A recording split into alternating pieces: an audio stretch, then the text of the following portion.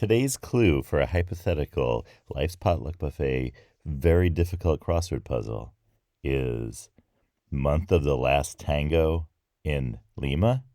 Puzzled? Well then, just stay tuned for today's episode of Life's Potluck Buffet. I'm John Paulus. Thanks for joining me. All right, so how did we get here? Is you're saying what are we why are we talking about Lima and why are we talking about tango? That may have been a clue for some of you. But here's how today's episode came about. Yesterday I was talking about Lincoln, which is a city in Argentina in the province of Buenos Aires. And I mentioned how Lincoln is a big samba town, big samba city where they do a lot of carnival celebrations and a lot of samba that time of year. But given that it's in the province of Buenos Aires, I thought I would be remiss if I didn't talk a little bit about the tango.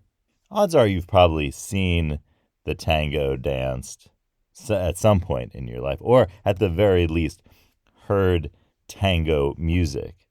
For example, a very popular, I feel like, coffee shop and other kind of background music group, the Gotan Project, which has been around for a long time. I don't know if they're still producing music, but a lot of their music is informed by the tango, specifically Argentinian tango. And you might have heard it if you were just waiting for that latte that you ordered, or maybe you're checking some emails in the coffee shop.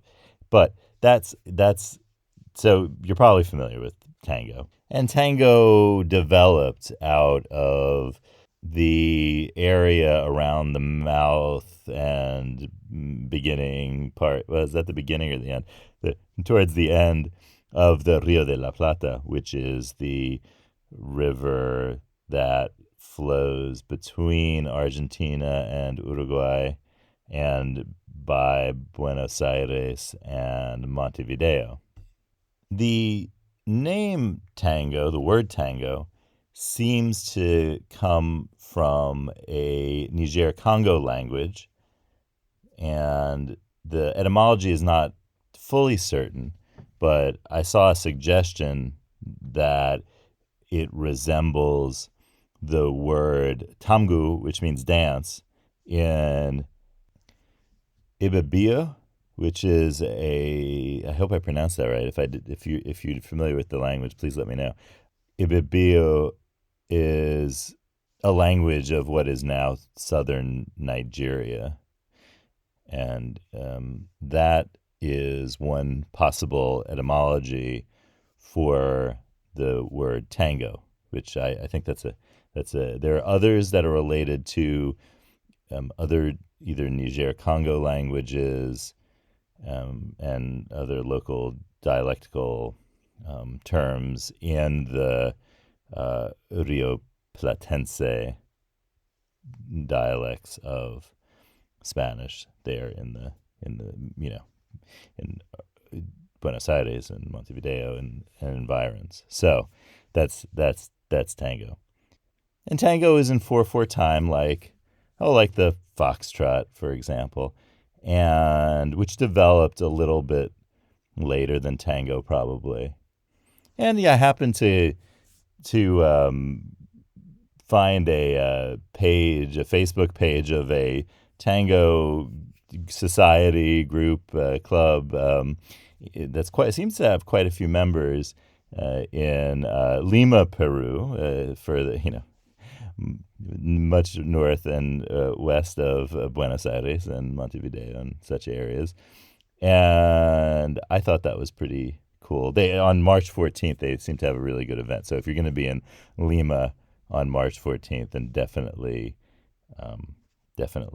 stop by or sign up. I don't know if there's a fee or anything, but it'll be easy to find. So, you know what word comes from Lima, Peru in English? Lima bean. I guess in the 1700s, early 1800s, because the lima bean is originally from the Andes, it's a bean that's scientific name is the Phaseolus lunatus. So it's a moon-shaped bean. But maybe that's talking about the shape of the pod is like a crescent moon.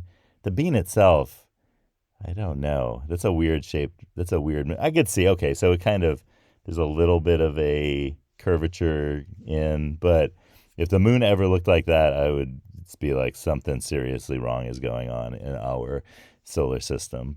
But science, the scientific names are funky, and not in a necessarily good funky way sometimes.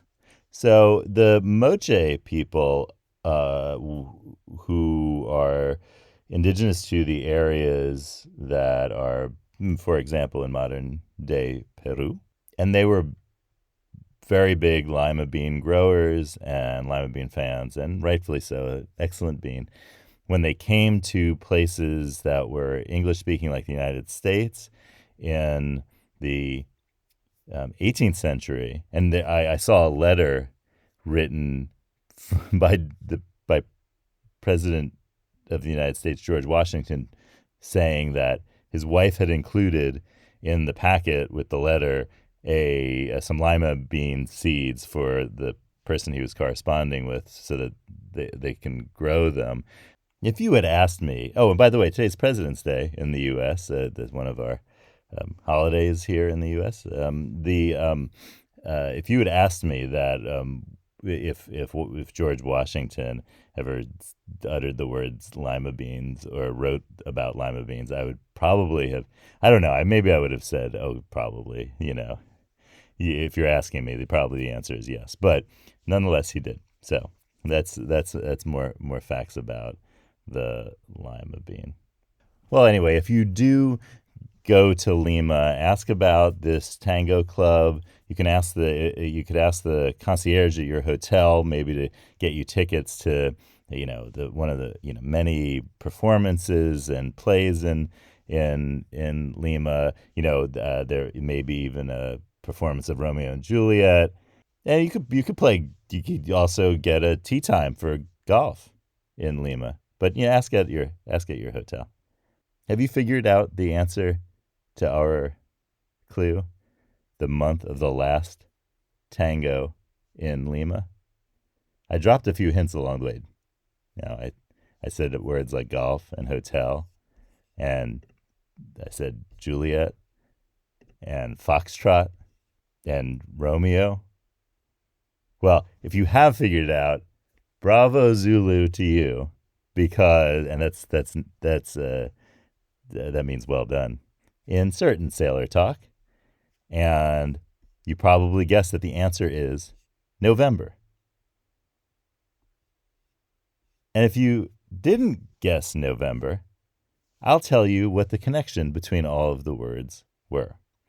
All of the words that I talked about today, tango, foxtrot, Lima, Romeo, Juliet, bravo, Zulu, are all words in the NATO phonetic alphabet, which is a spelling alphabet, which is the alphabet that you may have heard when someone needs to spell out a word to make the spelling clear.